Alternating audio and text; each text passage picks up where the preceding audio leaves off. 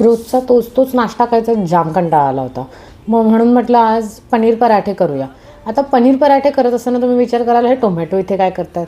तर पनीर पराठ्यांसोबत ना टोमॅटोची चटणी, लाल टोमॅटोची चटणी खूप छान लागते. अशी आंबट गोड तिखट खूपच मस्त लागते. सो पहिल्यांदा मी ना एकदम बारीक कांदा चिरून घेतला होता. कांदा बारीक चिरायचा नाही तर मग पराठा फाटतो.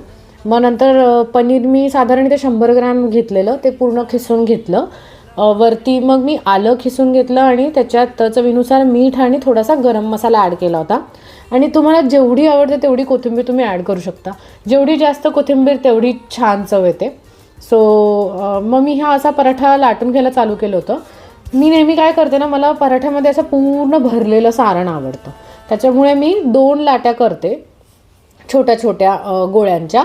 आणि मग असा पूर्ण मसाला पसरवून भरून घेते. कारण काय होतं ना, आपण जेव्हा छोटीशी लाटी करून त्याच्यात तो मसाला भरून लाटतो ना, तर तो मसाला व्यवस्थित सगळीकडे पसरत पण नाही आणि खूप जास्त मसाला आपल्याला भरता नाही येत, कारण मग फाटू शकतो पराठा. सो मी ही अशी ट्रिक करते. 2 लाट्या लाटून घेते आणि मग परत त्याला व्यवस्थित लाटून घ्यायचं. याला छान खमंग खरपूस भाजून घ्यायचं. आणि फार लाटायची गरज नाही पडत. हे असं तुम्ही केलं ना की लगेचच होतो पराठा. आणि मस्त भाजून घेतला होता मी. ह्याच्यासोबत तूप आणि ती माझी आंबट गोड तिखट टोमॅटोची चटणी.